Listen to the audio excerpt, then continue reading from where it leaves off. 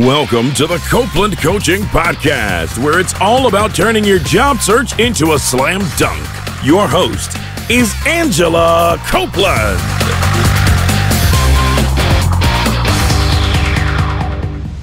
Welcome to the Copeland Coaching Podcast. I'm your host, Angela Copeland. Today's episode is going to be a little different. I wanted to take some time to connect with you and to talk a little bit about what's been going on with the coronavirus and how it's impacting everywhere that we work. I've gotten a lot of questions in the past few weeks about job loss, about working from home, many different topics that we're all facing that we did not expect to be facing right now. And I wanted to take a moment to connect with you. Before I do that, I think this is a good time to give you an update because it's been months since I have released an episode, and I've also gotten a ton of questions about what's going on. Is the show still happening? When will there be new episodes? The good news is there will be new episodes.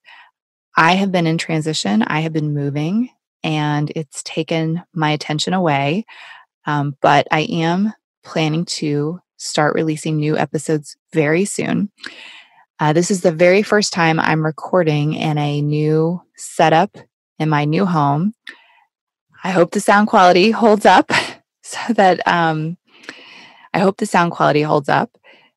we can stay connected during this difficult time, to say the least. And so anyway, that is my update. Now, let's talk a little bit about the coronavirus. If you're anything like me, a month ago, you maybe thought this was overblown and no big deal.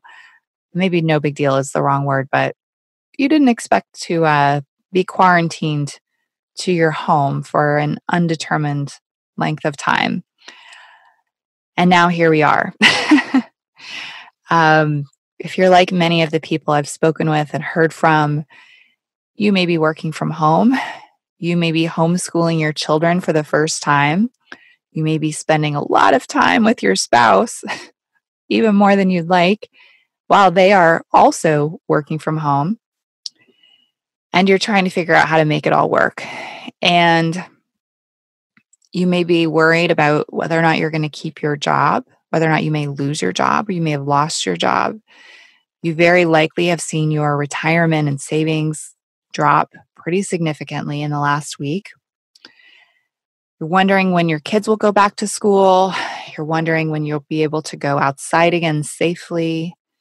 You're worried who has the virus, how does it spread, what are all the details, and how will it affect your business? There are so many things to think about right now. It's quite frankly really stressful for everyone. I'm hoping maybe this will be a moment to sort of touch on some of those questions and those topics. You know, the first one I've really gotten some questions about is how to effectively work from home. And it's a big question, especially if you've spent your entire career working in a corporate environment. You may very well have never really worked from home, not unless it was something really unusual, and certainly not for an extended period of time. So the first thing is, I do hope that your business has given you a laptop. And I hope you have the ability to work from home, because I know that not everyone does. I think one important thing to do is to set yourself up with a workspace in your home that you feel comfortable with.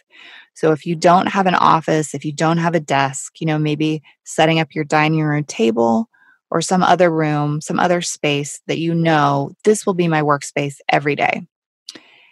And maybe putting it sort of out of the way so that you can go there, and when you're done with work, you can walk away from it and you can have a little bit of a separation. So that's the first thing. And if you're working at home with a spouse who's working at home, perhaps you set up 2 workspaces in 2 different parts of the home so that you can have a little bit of room. So I'd say that's the first thing. I have made myself a point I just ordered some new printer paper yesterday. So I'm trying to make sure I am stocked up on some of the office supplies that I normally use, whether it's folders or paper or pens. I want to be able to function as closely to my work as I can. So that's one thing. I think also it's really important to create routine when you don't have routine. Now, this is the same with, say, like for me, I quit my corporate job in 2012 at the end of the year. And in 2013, it became really important for me to create structure. So to go to bed at the same time every night, to wake up at the same time every morning, to make sure I'm eating breakfast, that I'm taking a break for lunch, things like that. Like the more that you can sort of build structure into your unstructured day, the more that you feel comfortable, the more control that you feel like you have, the more predictable things feel. I think a lot of folks are also making time for physical activity, which is very smart. I know I, for one, am terrible at, I will just sit in front of the computer all day if I'm not careful. So I've seen folks who are blocking out time on their calendar during the day when they're intentionally going to take a break. People who are making a point to take a walk at night. I've actually seen an incredible number of people outside, maybe even more than normal, you know. So those things are happening. But I would encourage you to lean on technology during this time and to maybe think of it in ways that you haven't used it before. So maybe it's using video meetings. Maybe you're using Zoom or FaceTime or Skype, finding different ways to connect with people. Many people are also using different types of instant messengers, like Skype has an instant messenger, or making sure to check in even by email, or picking up your cell phone and calling a colleague that way. So I think those are all really good ways to work from home. Um, some of the things I would say to avoid would be avoid allowing your schedule to just completely fall apart. Like avoid allowing all the structure to fall off. Try to keep yourself calm. I mean, I've seen the folks I think who are struggling the most are the ones who sort of have some anxiety around working from home. Look at like, when does that anxiety happen? What could you do about it? Like, could you call a friend? Could you take a walk? Like, try to find ways to make yourself a little more comfortable and realize that you do need to have some time for self-care. Because listen, it's not just working from home that's going on, right? As I mentioned, you're working from home, you're learning to be in your house with your spouse all the time. You've got kids everywhere and they can't go out and play like they normally would. And you may be trying to homeschool them. You have so many things you're worried about. And that is a time where we often don't take care of ourselves, right? We let things fall apart. So make a point of trying to eat healthy, make a point of trying to get your 8 hours a night sleep. I just recently, I have a history of taking antioxidants. So things like vitamin C, right? And in the past few months, I've really let that go. Not on purpose, but I've just had a lot going on. And one of the things I'm trying to do is to start taking my vitamins again. I'm looking at, how can I take care of myself during this time? Because listen, we don't know how long we're going to be quarantined or at home. We don't know. Okay. So we don't need to come up with a worst case scenario. That's not what I'm suggesting. But what I'm saying is that we need to be taking care of ourselves so that if it does go on for any length of time, we're going to stay mentally healthy during that time, as healthy as we can. Okay. So whatever it is that you do, maybe it's that you like to go walking, maybe it's that you're good at writing and writing out your thoughts is helpful. Perhaps it's even something mind-numbing like playing video games. Whatever it is that you do that helps you take care of yourself, make a little time for yourself every day to do that. So also through this process, I've seen kind of two extremes. One is I've seen people who are working a ton of hours because this the spread of the virus has caused their business to need to react for one reason or another. And on the other end, I have seen a lot of people who their businesses have sent them home to work from home, but there's not a lot that they can truly do at home. This seems especially true with people who work in jobs like for the government, just for example. And I think that the folks who have less to do are actually the ones that are having a little bit harder of a time with this. So if you find yourself in that situation, I would acknowledge that you've got this extra time and think about how you want to use it. I have seen a lot of people on social media in particular who are doing home improvement types of projects. I've seen a ton of people who are cleaning out their closets, who are reorganizing their homes, who are doing some basic home improvement, not necessarily things that cost a lot of money, but maybe things they've been putting off. I've seen people who are starting to, put in a garden. Just, look for ways to occupy your time and realize that if you're just sort of sitting around wondering when this will end, it may be more painful for you. So, sort of take stock of what you're working with, if it's more time or less time. If you've got more time, come up with some goals for yourself. Write them down. Think about how you'll accomplish them. Perhaps give yourself, due dates for when you'd like to do them. Like, look for ways to build in some normalcy into your sort of daily routine and what you'd like to do. Now,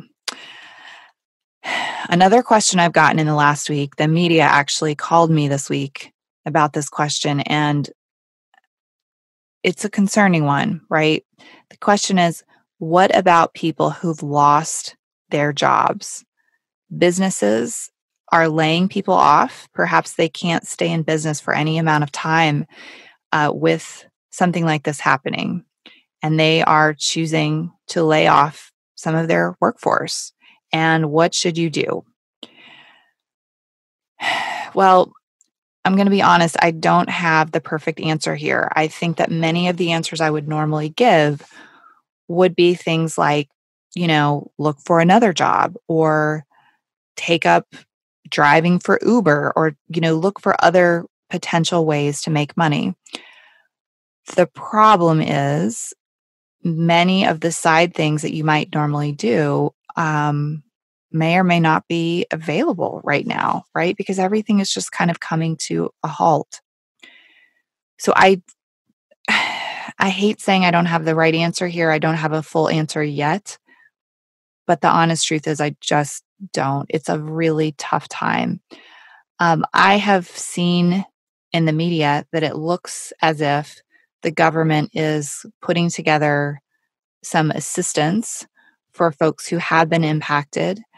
So if you are impacted and you're worried about bills, I would, at a minimum, I would follow what's going on there as it develops and evolves. I suspect whatever the assistance is, it's not going to be enough. But, I still think you should be following it to look for what assistance is available. And leaning on others in your community if you're struggling, being honest with people. Very often when we need help, we don't tell anyone because, we expect to be fully self-sufficient. I think really, truly, this is the time to tell your family, your loved ones, if you need help, tell them. They may or may not be able to offer it, obviously, but we really have got to try to help each other during this time. It is an extraordinary time in our history, and I don't think we've seen anything quite like this, at least not in my lifetime. I do think it will forever change us as a nation if it continues to go on, and I don't see anything that would lead me to believe that it won't. But, stay in touch with people. Stay connected, talk to people on the phone. And when you need help, be honest and seek it out when it becomes available. So, speaking of looking for a job, another question I've been getting is, should I look for a job or should I wait until this is over? It seems like companies are just not hiring. As you can imagine, this is a tough question. This is a really, really tough one. Um, I will say this, I know that some companies have been putting hiring on hold, but not all companies. Okay, so there are still companies out there that are moving forward. They are probably going to be companies that where you're applying for a job that is mission critical. That's one case. Another case is some companies are already completely virtual and or have the ability for people to work online. And in that case, they might still be hiring. I'm not saying they are, but they might be. So, if you're thinking of looking for a job, whether you've lost a job or whether you've just been wanting to get a new job, please don't stop looking. Like don't assume things aren't going to change or that the companies won't be hiring. Work on your resume. Take this time to get your resume up to date, update your LinkedIn profile. You know, take that as one of those self-improvement projects that you're going to get things in order, that this is the time, when you can get things together. Remember, when you're looking for a job, it can take months, even when the market is good, right? Say you found a job that you really like and you end up getting an offer from that company, whatever the company is. From the time that you originally apply to like actually starting day one, there are so many steps, right? You apply online and then the HR person interviews you. They decide to pass you on to the hiring manager who usually interviews you over the phone. Then, if they like you, maybe some folks at the company interview you. Maybe you do a homework assignment or something like that. From the very first day of the interview process to the first day of work, it could be 2, 3, 4 months. Okay. Like easily in a normal situation. Well, in 4 months, things may be back to normal, right? So keep applying and keep looking and look at new postings. I think that would be a good indicator. Now, I will say, I think some companies have postings that are kind of queued up for some time. Um, but if you see something that's brand new, there's a chance that company is still looking. Okay. So don't assume everything has ended just because this is going on. And remember, most of the job search nowadays is online or over the phone. So if the company is interested to bring more people on, um, it's not 100% certain that they won't be for this time. Just don't count them totally out. Now, another question that's really coming up is from people who manage other people and like what should they be doing during this time? Listen, I'm going to be honest with you. I think this is an extraordinary point in history like I said. I think we need to be human beings. I think we need to show up and do our very best to be flexible, to be understanding, to be kind to each other, especially to the people that we manage. Okay. People are going to have unusual situations. Maybe their children are at home. Maybe their spouse is stranded somewhere. Like, I have no idea. Please be flexible with people. Like, please be understanding. Like, no one could have planned ahead for this. I don't know how to explain it, but if you have to let someone, work from home, if you have to let someone work while they have their children at home, like, do it. Like, think back. Don't think about how you normally operate, okay? Like that's out the window right now. We're in a whole different time. Think back if you were to look back in a year, like in a year from now, if you were to look back and think about the things that you told people, would you be proud of how you handled yourself? Or would you think, man, I really missed the boat on that. I was really harsh with that person. And man, they were going through a really tough time. Like, again, remember, The same way that you, the manager, are struggling to balance your home life, the same way that you're trying to figure out how to work from home and you're feeling really upset about your 401k dropping in value, your employees are feeling that too. And you have got to be there for them. We collectively need to stand together during this time. We just do, you know? And I know you've got to run your business, it's especially hard for small businesses or medium-sized businesses. But if you're at a big corporation that's okay for now, like again, do your best to be flexible. Now, if you're a smaller business and you just can't offer flexibility, I'm not judging you. I've been a small business owner too, and I hear you, I understand. But in the times where you have the flexibility available to you, be flexible, be kind, ask people what they need, listen to them, try to be there with them, right? Like we have to support each other. Even if somebody has to pick up the slack for somebody else, we have to be there for each other to make this out together, like to make it through this okay together. All right. So this is all very kind of intense, right? And sad and difficult and scary.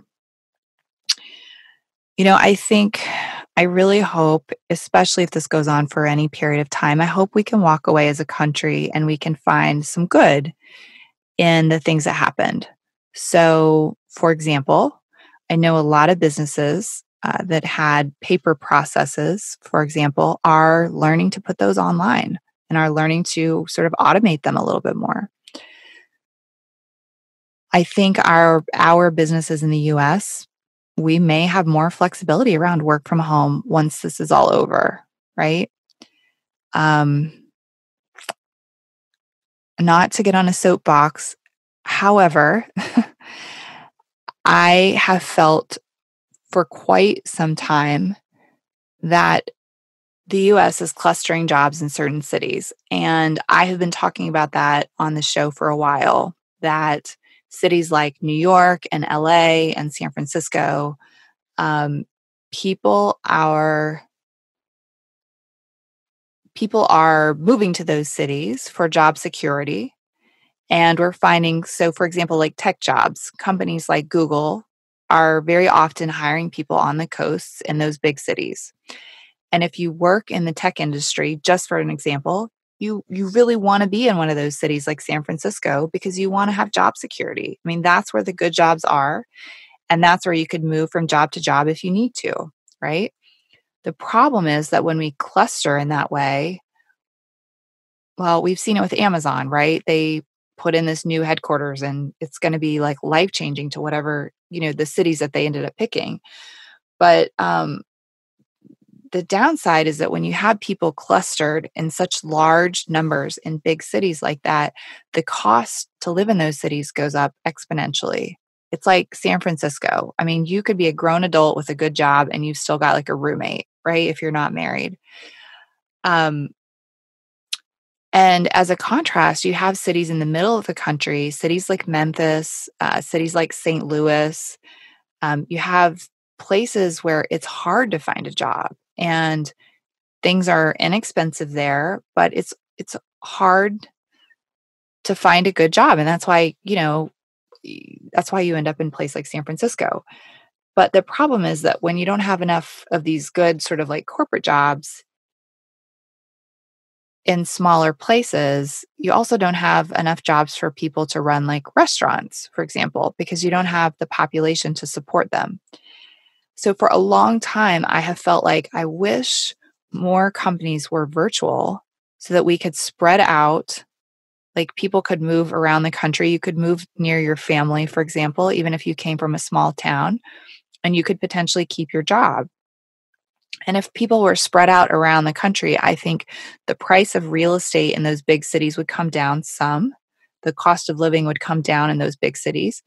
And then people could even opt for like a cheaper city, like a Memphis or a St. Louis or a Detroit or whatever, right? You could live where you wanted to live. And I've always felt like we haven't had an event significant enough to force companies to really think about this possibility. I hope that maybe one positive thing that might come out of this whole situation with coronavirus, if it goes on for a length of time, is I hope companies will learn to function virtually, and perhaps they will begin to allow people to move wherever they want in the country. I think if there could be a bright side, that is the bright side I would like to see. Well, those are all of my thoughts. I want you to know I'm thinking of you, and I know that this is a hard time for you and for your family, whether you're just stuck at home and you're still getting your salary, or whether you've been laid off and you're really not sure how you're going to pay the rent. I know it's stressful. If you'd like, do feel free to write to me with questions. And if I get enough listener questions, I'm happy to do another bonus episode. Write with questions at Angela@CopelandCoaching.com. Again, it's Angela@CopelandCoaching.com. And I hope you're having a good week. I look forward to talking to you again very soon. Thank you for listening today. Thank you for listening. If you've enjoyed the episode today, please don't forget to help me out. Go to Apple Podcasts and subscribe to the show. The more subscribers we have, the easier it is for other people to find the show. The Copeland Coaching Podcast is hosted by me, Angela Copeland. The show is edited by Daniel Lynn. Our media manager is Jennifer Strafacci. You can find more episodes of the show on Apple Podcasts, Spotify, or wherever you get your podcasts. Thank you for listening. I'll see you soon.